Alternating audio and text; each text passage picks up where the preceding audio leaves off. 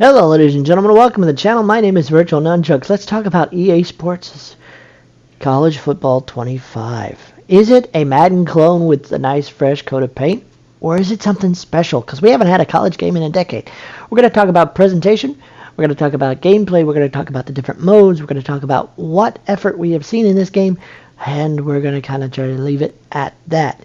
And let you guys make up your own minds as well in the comments below. If you like the video, of course, drop me a like. Let's talk about presentation.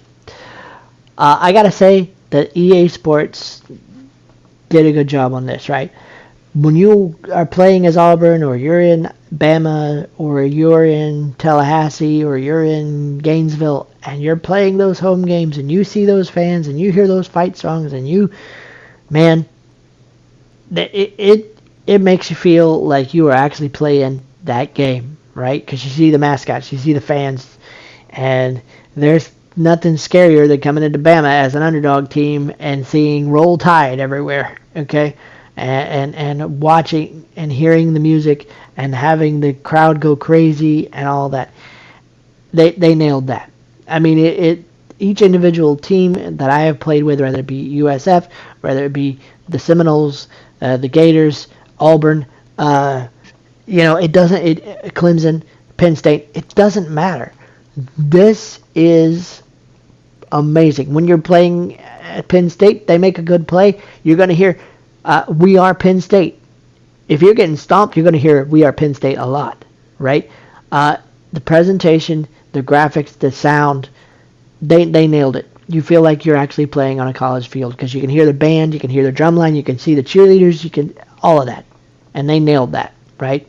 The individual rituals that they have, like rubbing the eagle at Boston, petting the eagle. I shouldn't say rubbing the eagle, that's terrible. But petting the eagle at Boston College, or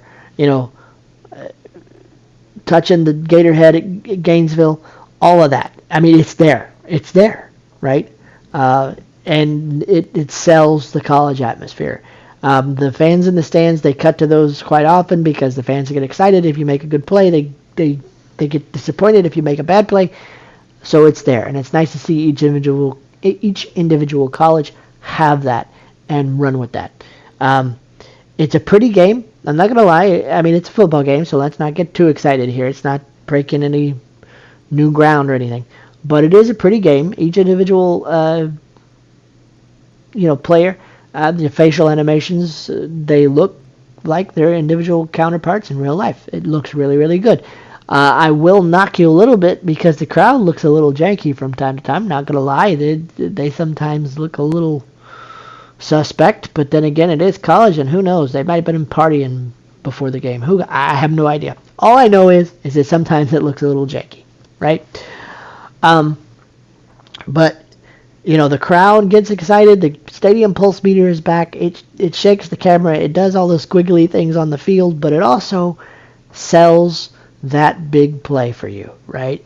You're gonna feel, especially if your players are not having a good game, you're gonna feel that, and it's gonna affect how they play. It's gonna affect how your offensive line holds up. All of that. So they did a really great job. They also did a great job with the commentary. I gotta say. That when I say they did a great job, they split it up between 2 or 3 teams. So the big games are done by Kirk Herbstreit and company, and the lesser important games, or the non-ranked games, or just some of the regular games, are done by some of the others. And it makes it a little bit more exciting if you're playing a big game and it's a big game, it's a ranked game, or it's a playoff game or something like that, and you've got Kirk Herbstreit getting excited about a big play you made and things like that. It does sell the importance of the game, and it does sell, and it does show, I should say, effort on the part of the development team to make sure that each individual game feels unique and special. There's not a lot of repetitive dialogue in a game, which is great, but you are going to hear that repetitive dialogue eventually crop up, especially if you played back-to-back games, for example. All right, you're going to hear some of the repetitive dialogue. The only knock that I have against the presentation in the way of commentary is that, man, I'm not sure if it's because they were trying to use their imagination and get excited, but when I blew this play, all right, the commentators were excited that they had this big play, but there was just something missing. The crowd didn't react exactly how I thought they would react, and the band didn't get started until way late, right? So it felt like there was something missing. The commentator was doing his best to sell that it was a big play. It was, oh my gosh, to get away, getting away and all that stuff, and he's gonna break it. But there's just something missing from that, and I don't think it's because the commentators weren't trying. I think it was just because something's missing in the editing process, or something's missing in the performances, or something. So I did see that. It doesn't happen often, but the commentary sometimes feels a little bit off from that.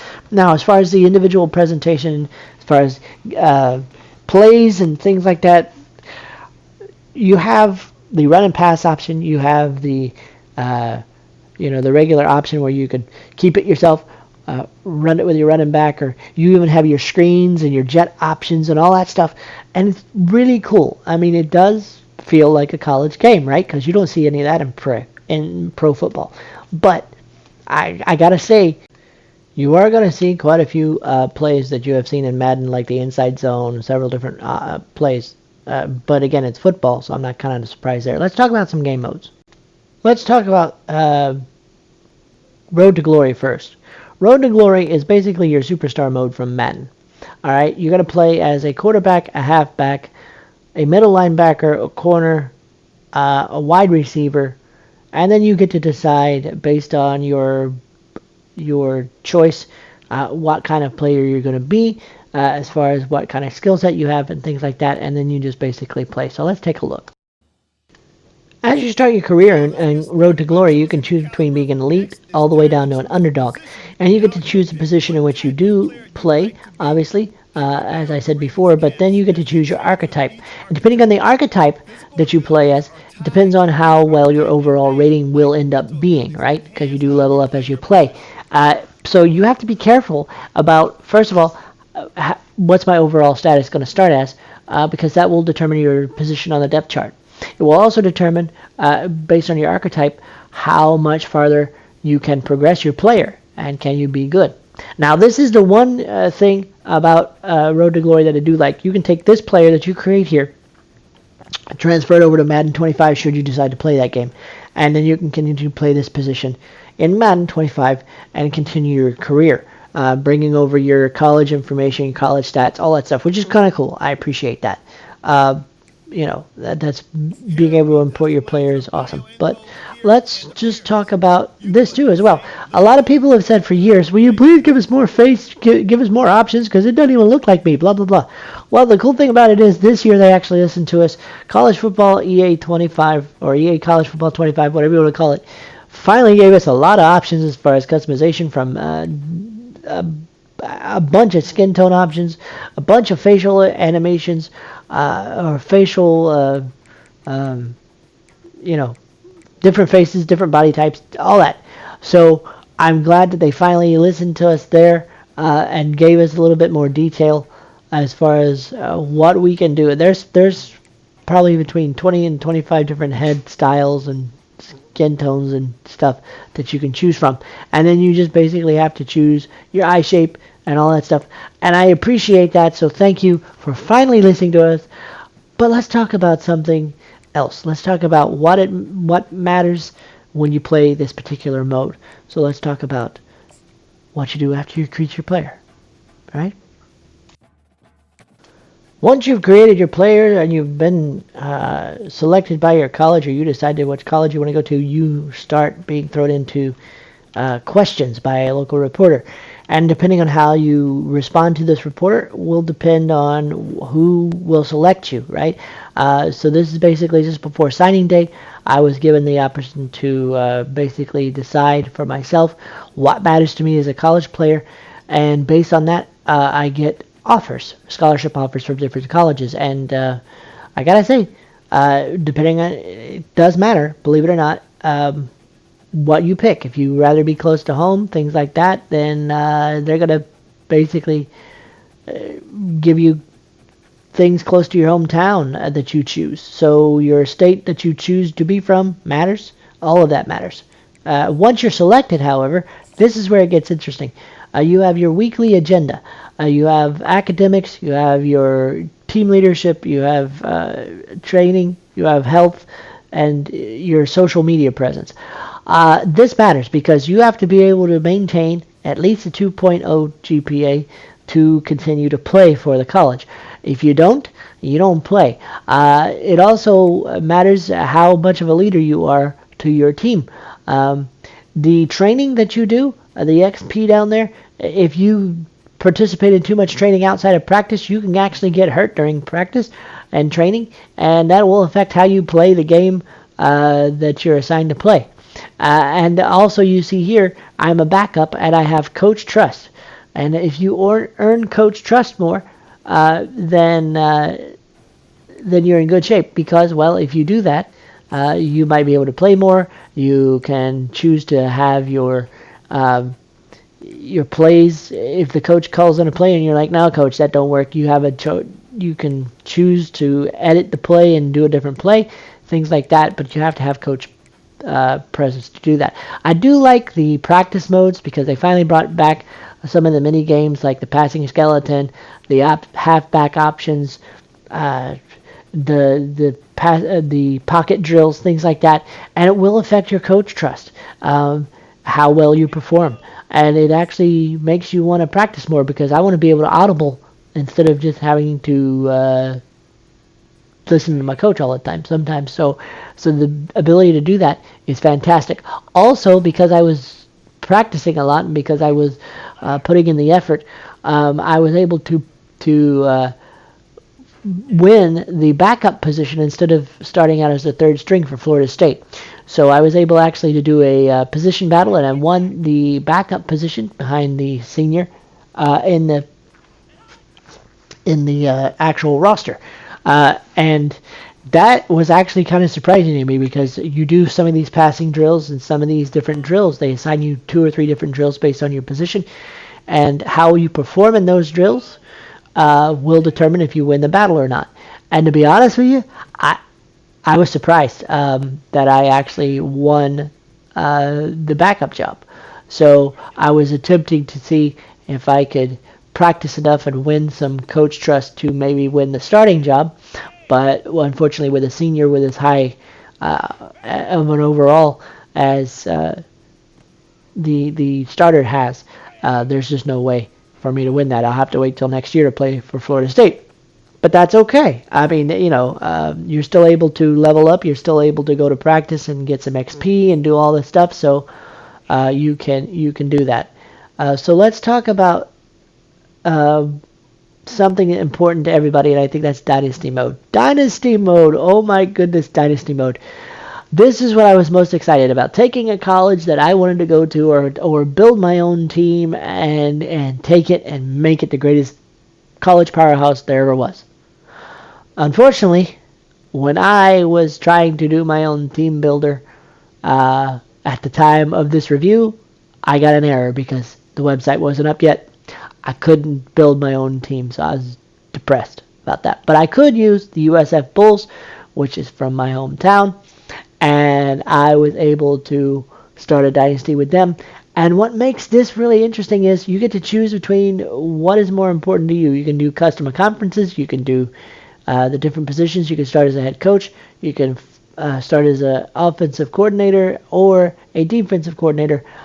And I was really excited to try just to be a defensive coordinator or an offensive coordinator. But unfortunately, even if you do that, you still have to worry about recruiting for both sides of the ball. You still have to worry about playing for both sides of the ball. So I kind of think they dropped the ball on this. But I do like the custom conferences. I do like the idea that I can create a college, put it in the specific conference I want to play in, and have all those rivalries and all that stuff. So that's amazing. I'm going to have to go back in when they finally give me the website to play with. I believe it's up by Thursday night.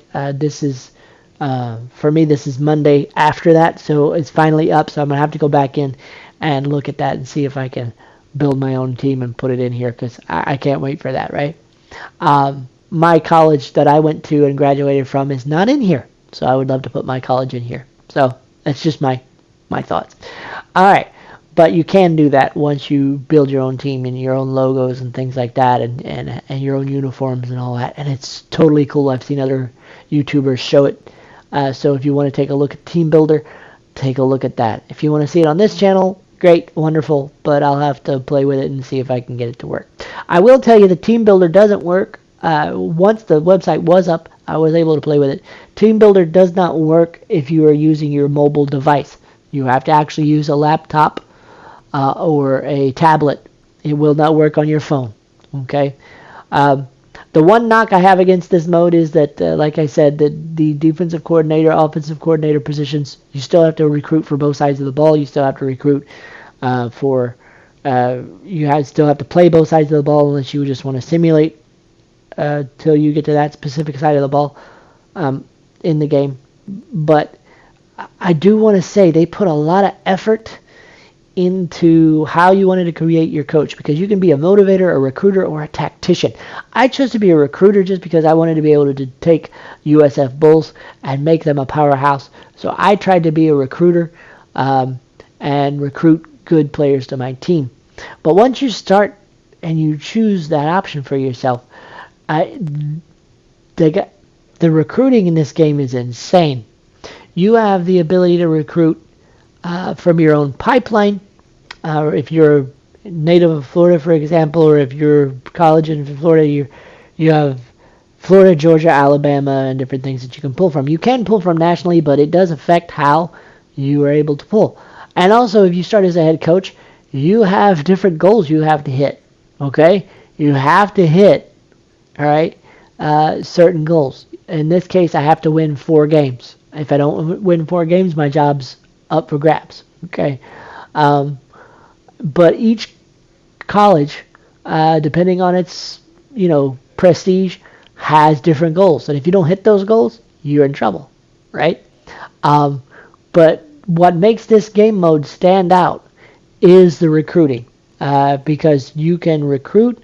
You get this recruiting board that allows you to see what your team needs are, and then you go in and you try to recruit. And as you're recruiting, you can compete for different schools or with different schools for these players. All right, and depending on your college's prestige level, your college's academic level, the state of the equipment that you have, all of that plays into that, as well as your particular style of coaching, right? And it's kind of crazy because as USF, I don't have the funds, I don't have the amount of hours to throw into recruiting like, say, somebody as big as Alabama or Florida State might. But I can still put up a good fight as long as I'm paying attention, right? If a recruit wants to be close to home, and I happen to be USF, and they're born in Plant City, Florida, for example, that's a pretty good deal for me. I'm close to home, I'm close to family, and if the recruit that I am trying to recruit isn't being paid attention to by the big colleges just yet, I have the ability to swoop in there and scout them, and then based on the information that I get from the different scouting that you can do, and reaching out and texting the recruit directly, or sending our program out to meet this recruit, depending on how it works out, I might get a jump on recruiting a very good player over a bigger university just because they're not on the radar yet. By the time they get to their top 8 or top 10 schools, I could be number 1 or number 2, and I might be able to beat out a bigger university for that recruit that I need for my team. Whereas before, maybe I wasn't able to do that. It only works sometimes, but it is really nice to see. So let's talk about a little bit about that, because I do want to show you guys the recruiting thing. You come in here and you basically start adding a recruit to your board. You can look at their star ratings. You can look at where they are in your pipeline. You can look at all of that. And then you just go in and look at the different needs that your state or that your college has, and you just start picking people that you'd like to try to recruit. Now, I will caution you, do not try to recruit 5-star players, okay? to your team right away. Especially if you're a smaller college, because that's not going to happen. You're going to compete with people like Florida, Georgia, uh, all these huge colleges if you're a smaller college, and you're not going to have a chance. Forget a snowball chances and you know where. You're not going to have a chance, right? Uh, if you're a smaller college. So look for those maybe 3-star, 4-star players that you might be able to get a jump on because their needs are different, right? Because as you can see, they're already on Georgia, Tennessee's, Florida State, Miami. They're already on their radar, and once that bar fills up, I don't have a shot because they're already going to be gone to whoever recruits them. So you want to look at people who are interested in coming to your college, but you also want to see if you can occasionally sneak by one of these bigger colleges with some of these great players. And so there's a lot of cat and mouse and a lot of different ways you can do it. But you only have a certain amount of hours that you can throw at these recruits. So you have to kind of pick and choose your battles, right? If you're a smaller college and you know that Florida State's looking at somebody really, really hard, you're not going to win that battle, right? So go find a better player, or go find a player that maybe is not a 4-star or 5-star, but he's a decent player, right? Scout players that matter to you. And this is part. I'm a nerd in this way. This is what made the game exciting to me, because trying to get good players on my team, even if I am a smaller college, is a dream of mine, right? So being able to outsmart a college that's bigger than me, or being able to sneak by a better player than I normally would be able to get, and sneak by one of these colleges and snag them, is really great. The way you do that is by sending your whole recruitment team, or talking to the family, or scheduling visits, or things like that before these other colleges get a chance. Once they're committed, they're yours, right? The other thing that they allow you to do is a transfer portal. I should say. So let's just say, like, I didn't get everybody I wanted, but towards the end of the year, people are wanting to transfer.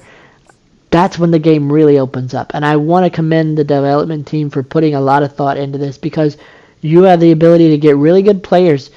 If you've done well throughout the season, they might be more interested to come to you, right? If you've developed your program over the first year that you were there, and you've made an impact in the college scene, players are more interested in coming to you, and some of those players can be really, really good.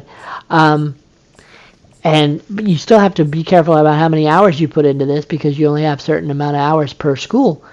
But it still opens up a lot of options for you and your program, and that's what's exciting, right? That excites me, because I still might be able to get those good players for my little podunk college somewhere. And I really think that's a lot of fun. Of course, I'm a nerd like that, so that's probably where that comes from. But they did put a lot of energy and effort into this, and I greatly appreciate that. So I gotta say that's something that I applaud, right? So I will be sinking a lot of hours in a dynasty mode just because of that, just to be able to put my stamp on a college and make it my own, and I appreciate that. Scouting before, both in Madden and college football, years and years ago, was see, this guy's a gem. He's a hidden gem. This guy I want. I don't care if he's a 4-star. He's a good player for his position. This guy I want. So I might put a little bit more effort into this guy. I might offer him scholarships. I might, send the whole marketing team out to him. Send everybody. Talk to his family just so I can get this guy, because he's a good player, right? You do have busts in here too. So if you occasionally get a bust, you might want to take him off your board and go find another player. So there's a lot of thought that goes into this, right? It's pretty fun, not gonna lie. When you get your first recruit that you're like, yeah, I didn't think I was gonna get that guy, and he commits to your school, you have a year to try to get him to stay, right? Because that transfer portal is gonna come up at the end of the year, and God help you if you're one of your good players transfers because you didn't give him enough playing time, or you didn't fulfill your promises that you made, right? So just keep that in mind. So it's just a thought. Anyway, so let's talk about another mode, all right? And that's Road to College Football Playoffs. Let's talk about that mode. Now, I don't have any clips for the Road to College Football Playoffs. I don't have a lot of clips for those, so I'm just going to tell you about them. It's really honestly like season mode in Madden, right? You pick your college that you want to play, and you can do it with a friend, so you can do it multiplayer or whatever. But you basically pick your college that you want to play, and you play a season, right? Whether it's with the computer or with friends online, and you guys just play a season, and your college tries to make it to the playoffs, right? And however you perform and however you play against one another or against the computer or whatever the case may be is how it works out. Now, it's a cool mode. I mean, it's a cool season to play, and you get to do the 12 team playoffs just like they will when college starts this year, which is cool. I would love to be able to play with some friends to see how it works out, but you can do all the trash talk and all the rivalry stuff, all of that stuff. It's really cool. It is a good mode. I think they put a lot of thought into that. The one thing that I do appreciate is being able to play it online and have your own particular season together. Same thing with Dynasty mode. You can play online with your friends, and you guys can build. Excuse me. You guys can build your own college dynasties and play against each other, right? Put yourself in the same conference and have those rivalries. So you can still do that in college football. Road to the playoffs, which is cool. I appreciate the thought and the effort in the season mode. I don't have anything bad to say against it. It's something that's there, but I kind of have not played that much because I prefer to focus on Dynasty and Road to Glory so I can import my players and stuff like that. I will say that unfortunately there are no draft classes being able to be imported over to Madden 25 like has been done in the past. So that's unfortunate. So if you were looking to do that, I'm sorry, but the only way you can do that is if you do your Road to Glory, which is why I've concentrated on that mode a lot. But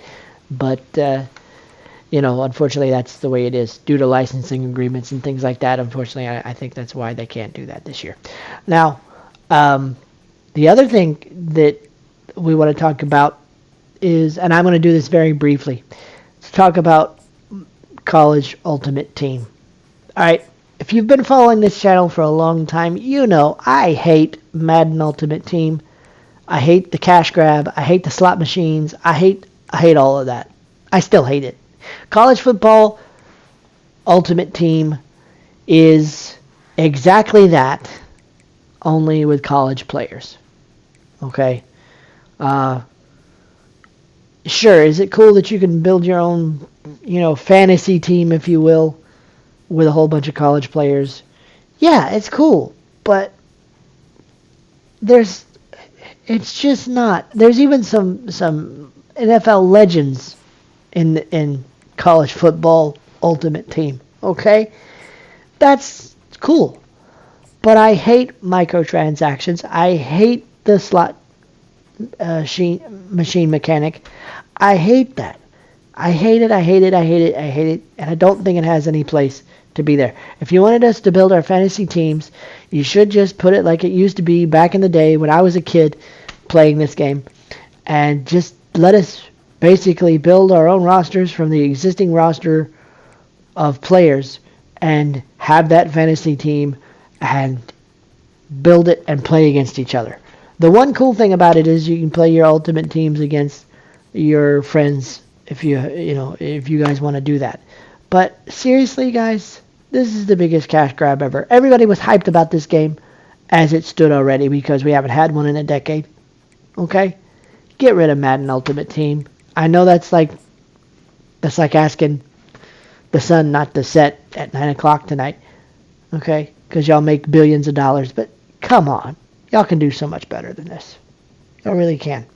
That's my opinion. You may disagree with me, but that's what I feel about that mode. And I have no use for it. I looked at it because I had to mention it in its review. I looked at what the options were in it. but it's still the same thing, just wrapped up in college trimmings. That's it. And I hate that. Let's hope it doesn't become as big as Madden Ultimate Team, because if it does, they will never update this ever again, and they'll just slap roster updates and go. And I hope to God they don't, right? Because that will suck. But anyway, that's been my review for College Football 25. Overall, it is a great game. You can tell that the developers cared about this game. They loved this game, and they wanted to make it a good game for everybody. The one or two gripes that I have against it really are minor ones, except for the Ultimate Team thing. So I do recommend that you buy it. I do recommend that you check it out, especially if you're a college fan or if you want to try to build your own dynasty from a 2-star college, 1-star college, or build your own team, which we haven't had in a long, long time, right? So, do I recommend it? Yes. Do I think you should play Ultimate Team? No, I really don't. That's the kind of stuff that ruins this game, and I wish to God they'd left it alone. But that's my opinion. Let me know what you guys think in the comment section below. If you like the video, drop a like, of course. Follow me on Twitter, @VNunchucks, all that good stuff. And we'll see you guys next week.